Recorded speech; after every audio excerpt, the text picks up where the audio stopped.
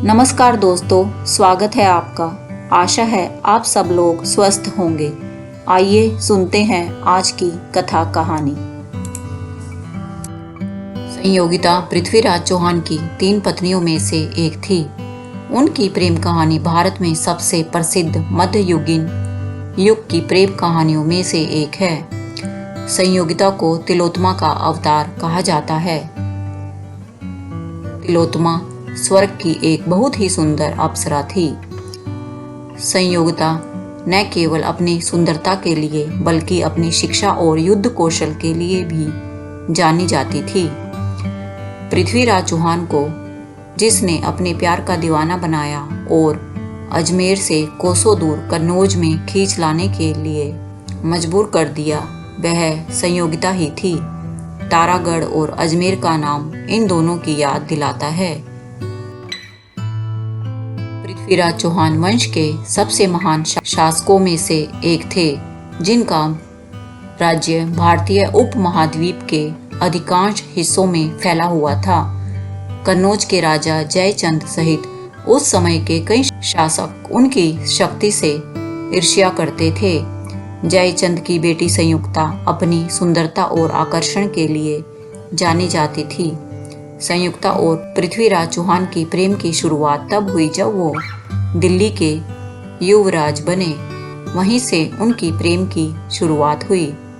उन्होंने जब सुना कि दिल्ली के लिए किसी युवराज को चुना है तो वो देखने में काफी सुंदर हैं, तो वो उनकी तस्वीर देखे बिना नहीं रह पाई।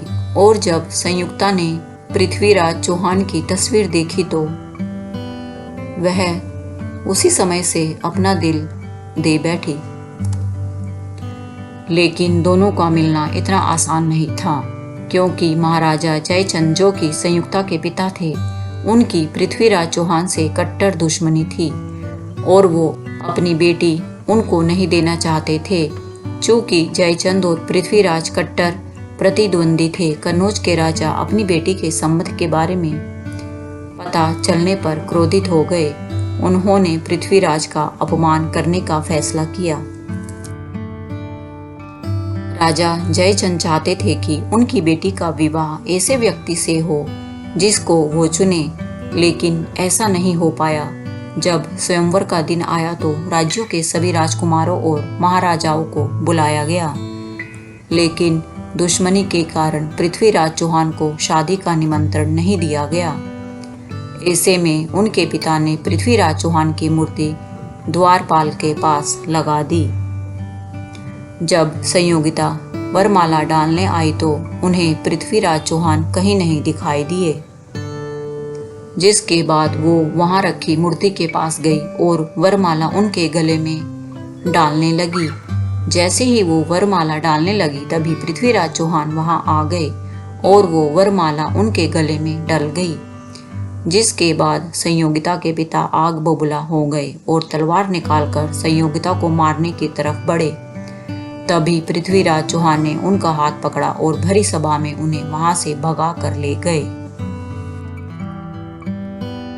रानी संयोगिता की मृत्यु नहीं हुई, बल्कि वो सती हुई।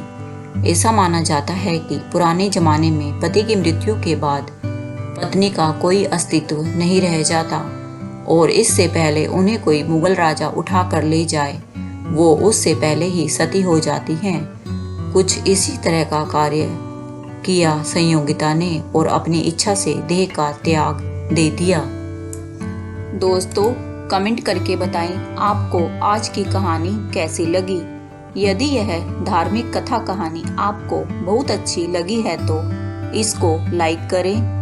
दोस्तों, अगर आपने अभी तक यह चैनल सब्सक्राइब नहीं किया है तो इसे सब्सक्राइब करके मेरी YouTube फैमिली का सदस्य बन जाएं। धन्यवाद।